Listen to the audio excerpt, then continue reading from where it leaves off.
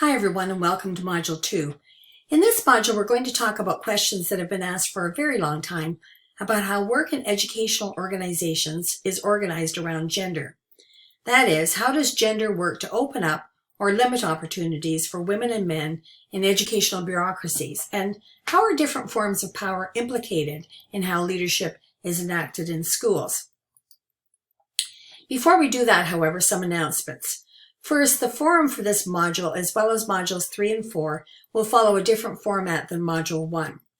In the instructions for the forum on eClass, you will find the last name of 4 authors listed, those that are the readings for this week, or this module, and beside each one will be the first name and last name initial of students who will be responding specifically to that reading in the forum.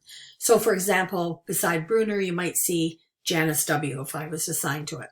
So that means that you will skim the other 3 readings for their main ideas, but you will read your assigned reading carefully for key meanings, and then provide a brief discussion of the main points and your own ahas or issues of particular interest to you on the forum. And then follow that with a question to prompt discussion for your forum group colleagues.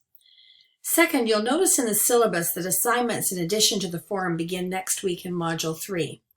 If you haven't already done so, please have a good look at the assignment descriptions, and if you have any questions, let me know as soon as possible. You'll want to plan for the assignments ahead of time. That's probably pretty obvious, because they follow on one another quite quickly with one assignment in each of Modules 3, 4, and 5. Module 5, fortunately, is a bit longer than the other modules, so that gives you extra time to complete your assignments, but you'll need to be on top of the assignments throughout the course.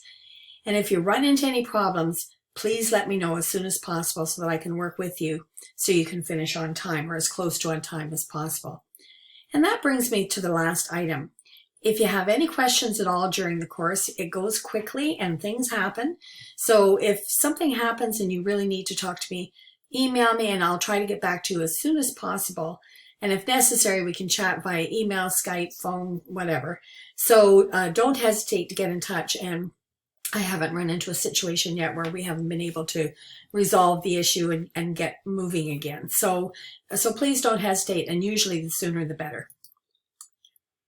Rebecca Coulter is a friend and colleague from my days at Western in London, Ontario, and we've worked together in the past. But long before that, Rebecca, who is a feminist historian, originally from Alberta actually, was exploring key questions in contemporary education through the lens of history.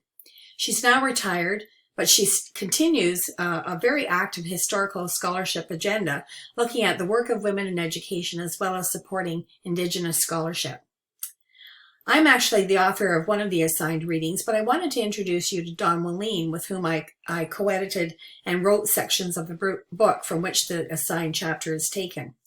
Dawn is Associate Dean at the College of Education, University of Saskatchewan, where she works to nurture and support beginning scholars, as well as teach and share administrative duties. She and I share academic interests in educational administration and leadership, in her case, especially as it relates to rural education, as well as gender issues in educational organizations, and again, Indigenous education. She and I both share that interest. Chris Bruner is coordinator of the Education Policy and Leadership Program in, and this is a tongue twister, in the Department of Organizational Leadership, Policy and Development at the University of Minnesota in the U.S. She has explored issues of power and gender in senior leadership, particularly the work of school system superintendents, or directors as they're sometimes called, as part of her body of work, and it has been very influential in EdMin's scholarship, as there is very little work around this important role in educational organizations. Kate Rousmaniere is a historian in the Social Foundations section of the Department of Educational Leadership at Miami University in Oxford, Ohio. She has primarily published in the area of the role of the principal and how it has changed over time. She's also done a significant amount of work with Indigenous students. There seems to be a theme emerging here, looking at the effects of cultural and language learning on their identity and retention at university. So let's begin with a brief historical look at the individual and collective efforts of women that tell us a lot about the ways in which women and girls have been positioned in education. First, Rebecca Coulter paints a fascinating portrait of the work of Donalda Dickey, a woman who began her teaching career in 1901 and became an outstanding and influential educator in Alberta for many years, but especially in the 1930s and 40s. Her contributions as a leader in education were immense, and although she was highly influential, interestingly, she was never considered for a formal position of leadership.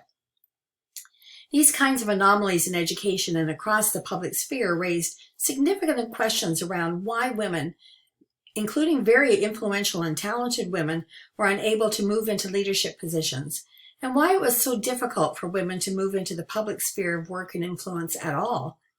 This question and others around the position of girls and women and the opportunities that continued to elude them became the subject of the Royal Commission on the Status of Women that convened in 1967.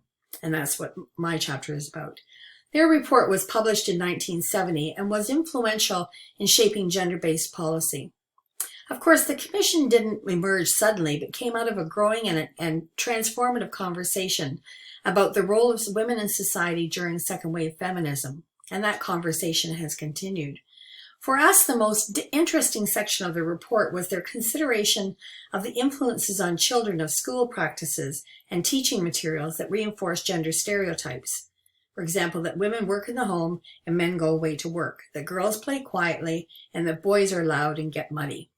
These stereotypes were considered powerful in shaping a particular gendered understanding of how the world was organized and how both children and adults might see themselves and their place in the world.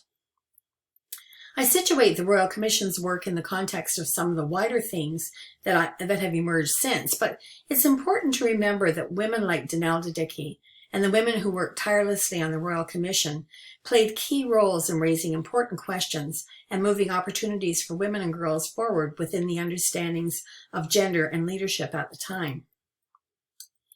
During the 1960s, as large social justice questions were being asked by activists more broadly, women teachers across Canada and many other parts of the world began to make their voice heard as well. Their activism prompted lively discussion and political action that sought support from a rather reluctant state in finding solutions. Advocates and scholars argued that gender stereotypes and organizational power intersect in a way that often disadvantages women who wish to seek or are already in formal positions of authority in schools and educational organizations. For example, Bruner looks at the way in which power is enacted. That is, when formal positions of leadership are masculinized or premised on male norms, what does that mean for women who are already school leaders or aspire to leadership? Bruner argues that leadership is highly masculinized, that it is stereotypically masculine, even macho, and that these gendered stereotypes which shape preferred forms of power may exclude women or may affect what women and men do, how they do it, and the satisfaction they gain from it in educational organizations, but in very complex ways. Both Coulter and Rosmanier demonstrate how gender stereotypes and organizational power have overlapped with one another historically and in cultural representations that help us understand how these patterns of gendered expectations continue to inform gendered relations and forms of leadership in schooling today. So let's look at how stereotypical notions of gender are aligned with theoretical models of power. First, though, we'll look at gender stereotypes that, although most of us wouldn't feel at all that they accurately represent us and the ways in which we live out or perform gender, they nevertheless continue to be powerful cultural representations of what one could call a sort of ideal type of masculinity and femininity. These stereotypes are further reinscribed through cultural representations such as fairy tales, movies, cartoons, storybooks, toy choices, video games, and the list could go on. So let's look at them. And this is taken from many authors who have distilled a whole bunch of research into certain kinds of characteristics that seem to appear on all of the lists like this. And so on the male side and on the female, I'll just kind of move back and forth between them. On the male side, we have the presumption that men will occupy the public sphere. That is, they'll go out of the home to do their work, whereas women are expected largely to occupy the private sphere. And even if they go out into the public sphere, they're expected to be more predominant in the private sphere. Men are generally expected to be more aggressive, and I'm not saying violent necessarily here, but I'm saying aggressive in getting things done. Whereas women use a more passive form of power, essentially, gentle persuasion, that sort of thing. Men are expected to be achievement-oriented, whereas women are expected to be more dependent on the achievements that take place over here. Men are expected to be self-confident, whereas women are expected to be more nurturing. Men are expected to be forceful, whereas women are expected to be intuitive. And men are expected to be more competitive, whereas women are expected to be more submissive. And you'll hear more, especially about this side, in the module 3 when we talk about male as a gender too. But when you compare these two, you begin to see the kinds of differences that emerge and how they set the script, so to speak, for how gender is going to be enacted. Even if it's enacted very differently, there are vestiges of this that remain in the kinds of things that are expected of women and men. These stereotypes or cultural norms get further reinscribed in the daily practices of institutions like education, health, business, and so on, and are picked up on by even very young children as they participate in schooling. The former dean at the Faculty of Education at Western, when I was there, told me a story about being out with some students for a practicum in Edmonton. He'd been at the University of Alberta before coming to London. And as they walked down the hall behind two little boys, the teachers who were going to be out to learn how to teach, and their associate, one of the little boys leaned over to the other and whispered, "Who are these big people?" And the other little boy whispered back, "The girls are going to be teachers and the boys are going to be principals."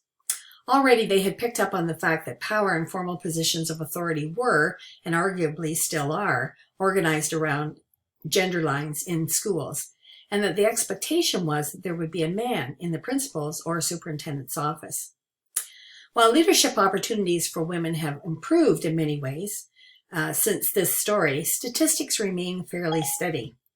Depending on where you are, they tend to be around a 70-30 split, with 70% of all teaching jobs being held by women and 30% by men, and about 70% of administrative jobs being held by men and 30% by women.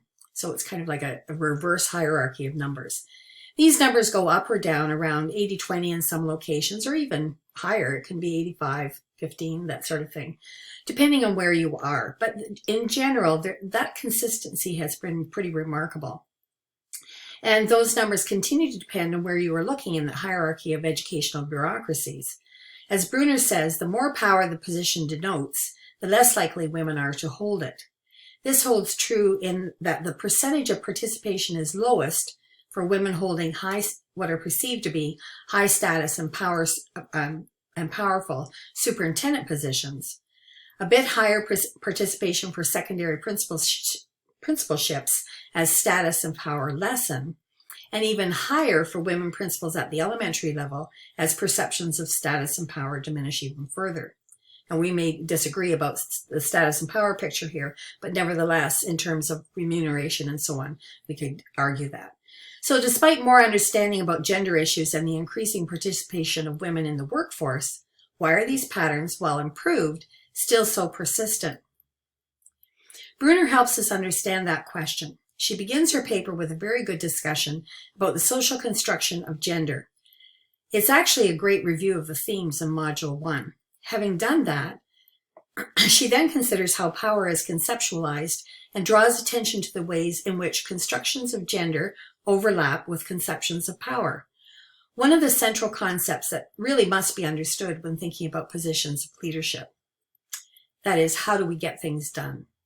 As many feminist theorists have argued, binary notions of gender, that is, gender stereotypes, are very influential in the social construction of who can do what and how they are expected to do it. As Bruner writes, modern conceptions of power align in large part with particular constructions of gender, and social norms that expect a congruence of power and gender have strong potential to limit access for some groups of people to roles that have been masculinized, specifically the position of superintendent of schools. That is, the higher the levels of power that women seek, the more they will be resisted, either subtly or more overtly. Bruner then looks at how power has been conceptualized by theorists over time, and notes that these theories of power fall into two major categories: power over and power with. Power over has been the most predominant way in which power has been understood and enacted, which fits with stereotypical notions of masculinity and femininity, she argues. You'll see similarities to these stereotypes that we discussed earlier. So let's have a look. In power over, it's associated with the masculine. It's associated with forms of power that have been called coercive, remunerative, normative, rewards-oriented, inducement, referent, expert, and so on. That is, the person with power has something that the person without power wants. And so the person with power can get the person that wants that thing to do things. So they can be paid, they can get some kind of status, they can, be seen as principal pet or whatever it happens to be. All of these imply that one person has more of something than others. So power over is gendered as masculine, but it is not a conception that every male perceived as powerful holds. So this signals that this is, of course, much more complex than what these two binaries would suggest. On the other side, we have power with, which is associated with the feminine. It's associated with things like collaborative decision-making, site-based management, authentic participation, and so on. In other words, rather than one person having the power and the other person wanting something to get something, this means that we're getting things done with others. So power then is a capacity that a community of people attains when their acts of communication, cooperation, and collaboration have been successful. So this is force in a sense, and this is capacity. So they have different conceptions. They are enacted differently. While power with is often put forward as a preferred model of leadership in schools and school systems, for example, shared leadership, servant leadership, and so on, what Bruner calls gender orthodoxy is still a powerful indicator of who gets to do what and how in educational organizations. But the actual picture, as I said, is quite complex. As she says, what is most interesting are the complex negotiations required of women who seek, attain, and keep heavily masculinized roles, such as the superintendency. So whether men are stepping out of those roles or women are stepping out of those roles, they have to work their way through and negotiate them differently because of gender stereotypical expectations. Rusbanier examines this complexity through an historical and arts lens by first providing a gender analysis of the history of the principalship and then how it has been portrayed in film over time. It's interesting to note, especially in light of Bruner's discussion of the link between power and gender, that the 70-30 stats we discussed earlier were very different prior to the 1950s, when 2/3 of what we would now call the principal's positions were held by women who taught and managed teacherages, like there were scattered right across Alberta and many of the provinces in Canada, and small 1- and 2-room schools that dotted the North American landscape in the early part of the 20th century, really right into the early 50s. But their position was considered a nurturing community role. That is, these women who occupied these roles was considered more of a nurturing community kind of role with little power or control. Quite unlike the role that the school principal became, with the consolidation of schools in the 1950s and into the 60s. School organizations became larger, more bureaucratic, and hierarchical, and the principal's role became one of management at the mid-management level of the organization. With these changes, conceptions of power and control that were believed necessary in large multi-classroom schools and even larger school systems began to move to a more orthodox gendered model of power. And when that happened, the numbers of women in principalships plummeted and in fact became almost non-existent for a time. All of these new principals, almost all male, occupied positions in larger schools that were built less on community relationships and instead were transformed to organizations dependent on formal mechanisms of legitimacy so that formal power could be enacted. The school principal's legitimacy needed to be established where relationship had once sufficed. So credentialing was what replaced that relationship, and credentialing was increased. Participants were chosen for principals' credentialing courses by other, mostly male principals. Across Canada, principals' courses took place in the summer and were organized in a way that didn't provide for women's responsibilities in the home, which remained mostly unchanged at the time. And women were frankly unwelcome in this predominantly male environment. To further reinforce the power and control that was seen as necessary in these burgeoning systems, principals were chosen who projected a strong heterosexual masculine image, like veteran officers who had returned from World War II, or athletic coaches who projected an ideal masculine image. In the book that Dawn and I co-edited, one of the authors is Jean Hewitt. And Jean Hewitt was when I knew her, when I first came to know her, she was an associate superintendent of schools, and then she worked for the Ministry of Education in Ontario. Very powerful woman who had a lot of influence and control in the system. But when she first began teaching, she came over from England. She had 5 children, and she began to teach in schools that were largely employed returning officers from World War II. And these men who were seeking to establish control in their schools often would, and she tells stories of this, would actually strap kids over the PA system. So the whole school got to enjoy this particular event. She was horrified. This was a very different model than she had been taught when she was in England. And she really felt that something needed to change. So she believed that she could do that, perhaps, if she were a principal of a school. So she applied to take one of these courses that were offered. She applied first year, second year, third year, fourth year, turned down every time, right up until the 13th year when she finally could not be denied, and she was finally able to take the principal's credentialing course. And of course, from that point on, being the person that she is, the rest was history. And she was actually very influential, not only at a school level, but at a system and provincial level in changing some of the kind of horrifying things that were happening in schools at that time. But it's just an interesting example of how all of this played out as Rosmanier discusses it. When Rosmanier looked at the picture that emerges in the movies of the principal, it's highly complex, but reinforces this image of the strong male leader. Some movies portray the bumbler who is emasculated by the bureaucratic demands of his job, and the students run amok as a result. Or the strong, somewhat violent principal who demands order and establishes control of students and asserts responsibility, or authority rather, within an unreasonable bureaucracy, in this case using a baseball bat. She notes as well that another picture emerges, mostly female, of the corrupt principal whose values destroy order in the school. Clearly in this whole picture then, only one orthodoxy, a stereotypical masculine orthodoxy, was seen as credible when the goal was power and control in bureaucratic hierarchical school systems. So what does all of this mean for women who are now or wish to pursue leadership positions in schools? Well, it means that persistence and support is essential, and that it is not only possible but necessary for women to occupy leadership positions so that their professional gifts, like Donelle Dickey's, can enrich schools and the communities they serve. We're seeing gender orthodoxies change to some degree. In many public spheres, it's often 3 steps forward and then 1 or 2 steps back, but it's progress, and we can all celebrate that. I hope this video will paint the broad strokes of these interesting papers, and I'm really looking forward to your discussions about them in your forums and what this means in your own practice as educators. All the best.